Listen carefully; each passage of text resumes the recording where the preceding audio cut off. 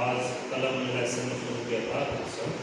आज हम उसी को निरंतर करते हुए देखिए, कल हमने पढ़ा था जब हम साइकिल चला रहे हैं, अचानक हम ब्रेक लगाते हैं तो साइकिल रुक जाती है। कारण घर्षण क्या है? दो सतहों का आपस में रगड़ना घर्षण है।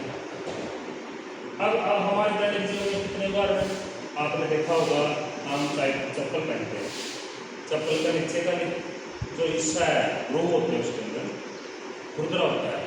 गाड़ियों में टायर हैं, उनके अंदर ग्रूव बनाए जाते हैं ताकि वो घर्षण को बढ़ाए। घर्षण हमारे लिए हानिकारक भी है और अनिवार्य भी। हानिकारक तो ये है, अब जैसे उदाहरण के लिए गाड़ियाँ हैं, अगर चल रही हैं, घर्षण उनके कल पुर्जे हैं इंजन के, जब वो चलती है तो घर्षण के कारण मशीन गर्म होती है, ऊर्जा की खपत ज़्यादा होती है और अनिवार्य इसलिए है क्योंकि घर्षण के बिना हमें कोई भी कार्य नहीं कर सकते। आप चलते हैं, आपका फर्श ज़्यादा चिकना है और उसके ऊपर पानी है, तो वहाँ पर चलना आपके लिए बड़ा मुश्किल हो जाता है, क्योंकि वहाँ पर घर्षण क्या है, बहुत कम हो जाता है। आप कैरम बोर्ड करते हैं, कैरम बोर्ड तो क्या है, उसको चिकना करने के लिए टैल्कम पाउडर छिड़कते हैं ताकि आसानी से गिटियाँ मूव कर सकें। देखते हैं नहीं, अब हम कॉपी पेन पर लिखते हैं या बोर्ड पर हम चौक से लिखते हैं, कई बार देखा होगा आपने, ब्लैक बोर्ड हमारा कितना ज़्यादा चिकना हो जाता है, वो चुपचाप नहीं चलता। क्या कारण है? घर्षण वहाँ पर कम हो गया है। आप कॉपी पर लिखते हैं पेन की सहायता से, वो घर्षण से ही संभव है। तो हमने सीखा है कि दो पृष्ठों के बीच अनियमितताओं के अनंत बिंदु के कारण घर्षण होता है। स्पष्ट है कि यदि पृष्ठों को बलपूर्वक दबाएं तो घर्षण में वृद्धि हो जाएगी। अब एक बात होता है, घर्षण दो सतहों के बीच अगर रगड़ होती है उस पर, उसको क्या बोलते हैं? घर्षण। अब घर्षण बल, जो प्रेशर है, दाब है, ऊपरली सतह का निचली सतह पर है, उसको के समानुपाती होता है। अब आप देखिए, एक तो कार जा रही है रोड के ऊपर, उसके अंदर घर्षण क्या होगा? बहुत कम होगा।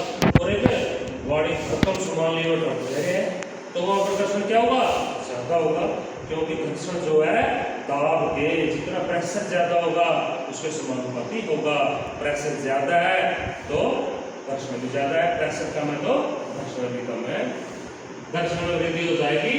इसका अनुभव आप किसी भी चटाई को उस समय खींच कर कर सकते हैं जब उस पर कोई व्यक्ति नहीं बैठा है और जब कोई व्यक्ति उस पर बैठा है। मान लीजिए हमारे घर में चटाई है, चटाई को आपने खींचना है, अगर उसके ऊपर कोई भी बैठा नहीं है तो आप आसानी से खींच सकते हैं। अगर उसके ऊपर कोई बंदा या व्यक्ति, बच्चा बैठा हुआ है तो आपको खींचने के लिए ज़्यादा बल लगाना पड़ेगा, क्योंकि उसके बैठने से दाब बढ़ गया और दाब से क्या हो गया? घर्षण बढ़ गया है।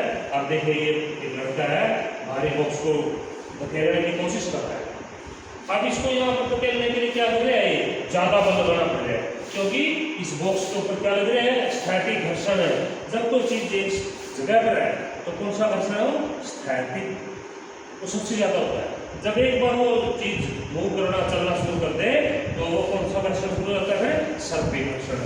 सर्पी घर्षण स्थैतिक घर्षण से कम होता है और फिर वो चीज़ आसानी से लुढ़कती हुई या फेंकती हुई ले जाई जा सकती है।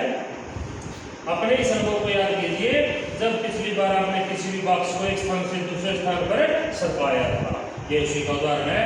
अब हम पढ़ेंगे घर्षण हानिकारक है परंतु अनिवार्य भी है। अब हमने कुछ अनुभवों को याद कीजिए। किसी कांच के गिलास अथवा किसी कुल्हड़ में से इसे पकड़े रखना आसान है। एक तो आपको मिट्टी का दे दिया और एक कांच का दे दिया, ऐसे गिलास है तो एक मान लीजिए, तो किसको पकड़ना आसान है? मिट्टी वाले को, क्योंकि वहाँ पर घर्षण ज़्यादा है तो पकड़ मजबूत होगी। कांच वाला जल्दी हाथ से फिसल सकता है। मान लीजिए किसी गिलास का भारी पक्ष चिकना है अथवा उस पर पकाने के तेल की परत चढ़ी हुई है, तो क्या उसे हाथ से पकड़ना आसान होगा? जब वो चिकनी वस्तु हमारे हाथ में होती है तो उसके फिसलने के चांसेस ज़्यादा होते हैं, क्योंकि वहाँ पर घर्षण बल कम होता है अथवा कठिन हो जाएगा। जरा सोचिए, यदि घर्षण न हो तो आपके लिए गिलास को पकड़े रखना संभव हो पाएगा। यह भी याद कीजिए कि मार्बल के नीले फर्श अथवा कीचड़ वाली पगडंडी पर चलना कितना कठिन होता है। आपने देखा होगा, बारिश के दिनों में रास्ता नीला हो जाता है, मिट्टी चिकनी हो तो चलना काफी मुश्किल हो जाता है। क्यों? क्योंकि वहाँ पर घर्षण बहुत कम है। यदि घर्षण ना हो तो आप पेन और पेंसिल से नहीं लिख सकते। अब आपके शिक्षक चाक से श्यामपट्ट पर लिखते हैं तो श्यामपट्ट का रुद्र रुक्ष पृष्ठ रगड़ द्वारा चाक के कुछ कणों द्वारा कणों को उतार लेता है। जो रफ होता है सरफेस हमारा रोड का, जो चौक चलाते हैं हम ब्लैक बोर्ड पर, तो उनको उतार लेगा और जो हमारे को दिखाई देगा।